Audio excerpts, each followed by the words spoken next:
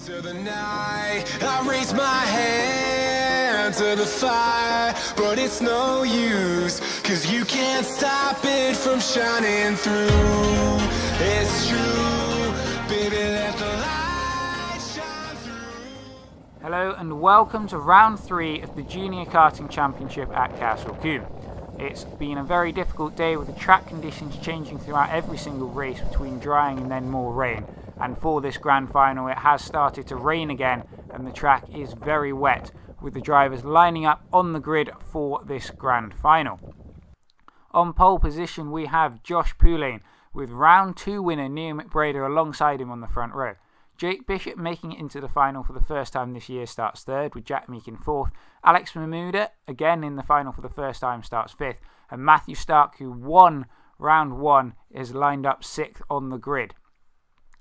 So we're here waiting for the lights to go green, which they do. We're on board with Matthew Starke starting in that 6th position. We've got Alex Mamuda alongside us. Jack Meakin just ahead. Mamuda's up the inside and he's lit up the rear wheels there and spun. And that has worked out brilliantly for Matthew Starke. We're alongside Josh Poulain, through into 2nd place and right behind the leader Jake Bishop, who's got very sideways coming out of the chicane.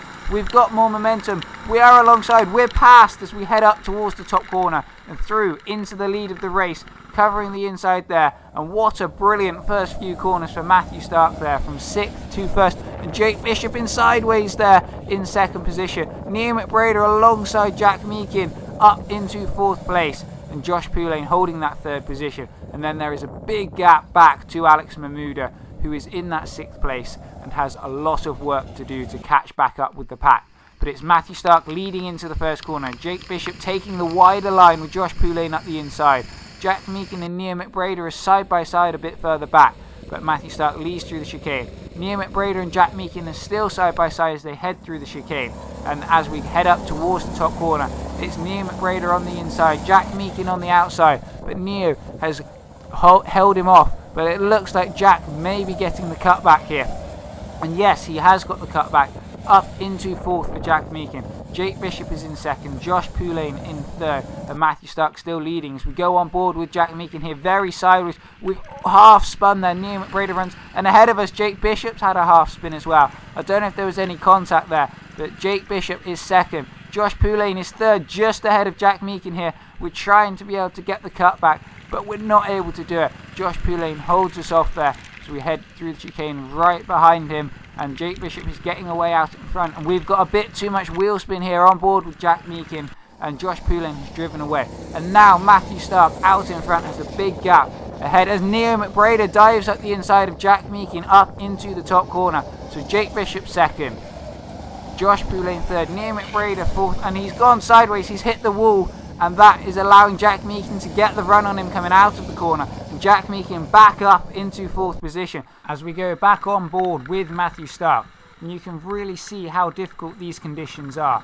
The track is very wet, the karts are all on slick tyres, which makes it extremely difficult. You have to be so gentle on the accelerator, as we've seen many times with Mamuda spinning on the first lap. If you're a little bit too aggressive, the rear wheels light up and it's very easy to spin. But these conditions on slick tyres are brilliant for teaching drivers how to control the karts in the wet. And Matthew Starke is doing a brilliant job of that out in front here, heading from 6th on the first lap into the lead of this race. And now a big gap back to Jake Bishop as Neil McBraida and Jack Meakin are side by side.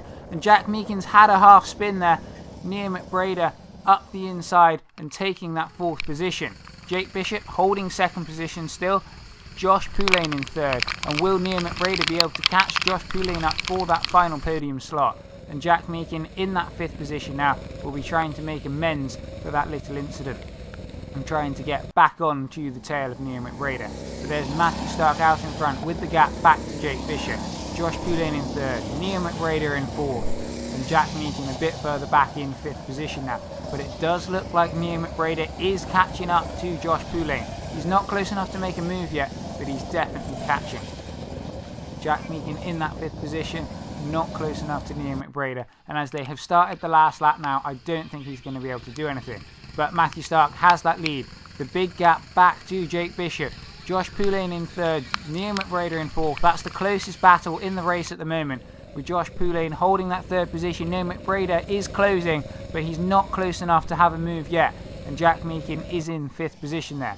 Up the top corner though, Matthew Starke heads back down the hill, leading this race. He's only got a couple of corners to go, and he still has that big gap back to Jake Bishop as we go on board with Matthew Starke now through the final corners. Again, having to be so gentle on that accelerator, and he accelerates out of the last corner and takes the win. A brilliant drive. We're now on board with Jack Meakin, and McBraida and Josh Poulain are ahead.